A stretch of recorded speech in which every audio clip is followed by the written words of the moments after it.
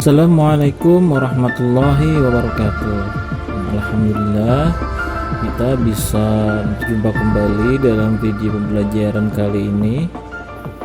Dalam video kali ini kita akan belajar mata pelajaran Bina Pribadi Islami atau disebut juga BPI.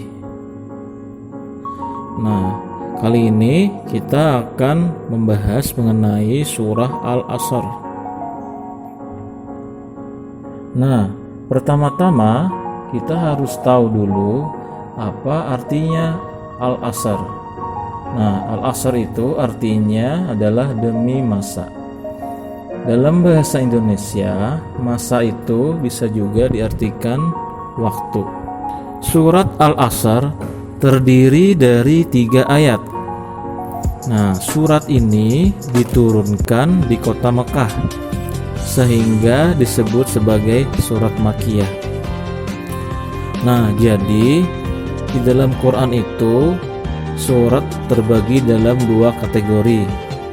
Nah, ada yang kategorinya surat Makkiyah dan kategori yang kedua itu adalah surat Madaniyah. Nah, untuk surat Madaniyah itu artinya surat tersebut diturunkan di kota Madinah. Bismillahirrahmanirrahim. Wal 'ashr innal insana lafi khusr إلا الذين آمنوا وعملوا الصالحات وتواصوا بالحق وتواصوا بالصبر. Terjemah surah Al-Asr. Ayat pertama, demi masa. Terjemah ayat kedua, sesungguhnya manusia itu benar-benar kerugian. Terjemah ayat ketiga, kecuali orang-orang yang beriman dan mengerjakan amal saleh dan nasihat menasihati supaya menetapi kesabaran. Kandungan surah Al-Asr.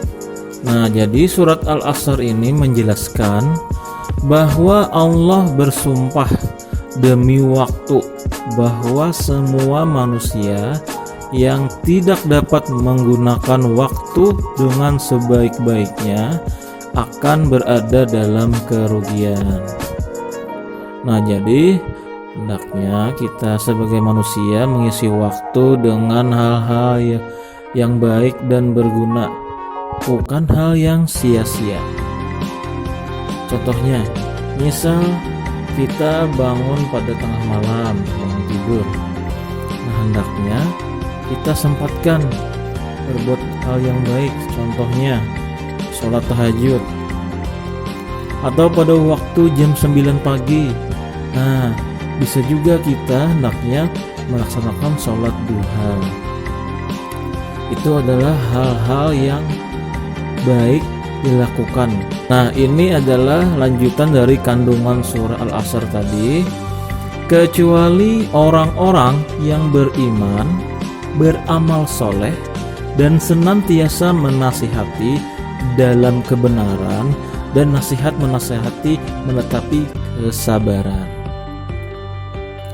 Hikmah yang bisa kita ambil dari surat ini adalah, yang pertama, gunakanlah waktu sebaik-baiknya. Nah, jadi kita hendaknya menggunakan waktu kita itu dengan kegiatan yang bermanfaat, kegiatan yang positif. Nah, seperti membaca Quran, belajar, membantu orang tua. Yang kedua, kita harus menjadi orang yang beriman dan gemar melakukan amal saleh. Nah, jadi banyak amal saleh contohnya. Seperti saya sebutkan tadi yang pada poin nomor 1, bisa membantu orang tua, membaca Quran, atau sholat tahajud, sholat duha, sholat pada tepat waktunya. Untuk anak ikhwan misalnya azan di musola, nah itu merupakan amal saleh yang bagus untuk dilakukan. Nah, yang ketiga, kita harus senantiasa berbuat baik kepada keluarga, saudara, dan teman-teman kita agar kita menjadi orang yang beruntung. Nah, jadi ketika kita berbuat baik pada sesama, bukan hanya orang lain yang beruntung, kita pun juga akan beruntung. Terutama di hadapan Allah Subhanahu wa taala, kita telah melakukan amal saleh di hadapannya. Nah, jadi beruntung ini juga terdapat tadi pada terjemah surah Al-Asr. Nah, selanjutnya yang keempat, hikmah yang bisa kita ambil dari surat ini yaitu ketika berbuat kesalahan, kita mau dinasihati. Nah, kenapa kita harus mau dinasihati? Agar kita menjadi pribadi yang lebih baik. Nasihat-nasihat yang masuk kepada kita itu merupakan kebaikan untuk kita sendiri.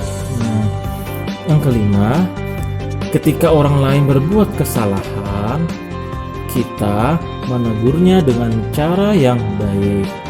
Nah, jadi ketika kita ingin menasihati seseorang, nasihatilah dengan tutur kata yang baik dan juga sopan. Hikmah yang keenam adalah kita harus membiasakan diri untuk saling menasihati antar sesama dalam kebenaran dan juga kesabaran. Jadi keenam tadi merupakan hikmah yang bisa kita ambil dari surat ini. Nah, semoga kita bisa mengisi waktu-waktu keseharian kita dalam hidup kita dengan hal-hal yang baik, bermanfaat, positif, dan berguna. Sekian dari Ustadz. Video ini selesai sampai di sini. Alhamdulillah. Terima kasih sudah menyaksikan video pembelajaran kali ini. Akhir kata, Assalamualaikum warahmatullahi wabarakatuh.